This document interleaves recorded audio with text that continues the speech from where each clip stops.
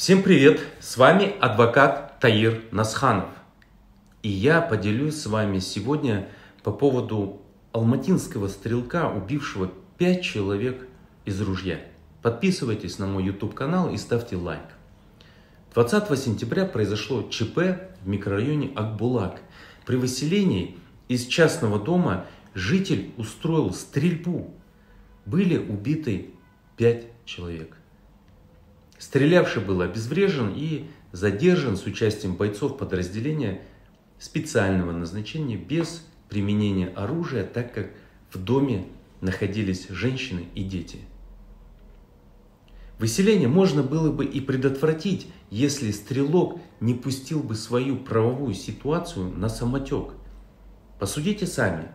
Решение районного суда 2014 года, которым взыскана сумма задолженности, не была обжалована стрелком Дужновым и его женой Демирчан ни в апелляционном, ни в кассационном порядках. Сослаться на их правовую неграмотность тоже не приходится. У них был представитель, который участвовал в судебном заседании. Торги по реализации имущества также не обжалованы были ответчиками. Сейчас супруга Дужнова говорит о том, что банк получил имущество по заниженной стоимости за 96 миллионов тенге, тогда как оно стоит 184 миллиона. И что стоимость этого имущества была достаточной для погашения займов. Но ни она, ни Дужнов не обжаловали итоги этих торгов. Поэтому в судебном порядке законность результатов торгов не проверялась из-за упущения самих ответчиков. Следующая процессуальная ошибка. Ответчик не обжаловал решение Алатауского районного суда, которым отказано было в удовлетворении жалобы на действия частного судебного исполнителя по реализации залога в виде жилого дома. Убийство ничем нельзя оправдывать.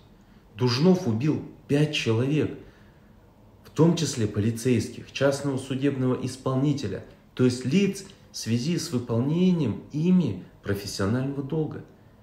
И за это ему грозит пожизненное заключение.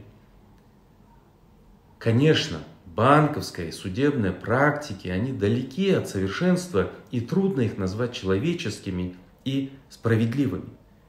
Но жалеть Дужнова и утверждать, что его якобы давили банки, суды и так далее, как говорят некоторые в соцсетях, нельзя. Он сам довел своим бездействием свою позицию до такого положения. Своим уважаемым зрителям я хочу дать совет. Если вы или ваши близкие попали в неприятную ситуацию, которую надо решать в судебном порядке, используйте все правовые возможности для того, чтобы исправить положение. Сегодня с вами был я, адвокат Таир Насханов. Я поделился своей точкой зрения по поводу трагических событий, унесших 5 человеческих жизней из-за несдержанности и незадачливости одного человека. Если было полезно, ставьте лайк, подписывайтесь на мой YouTube канал.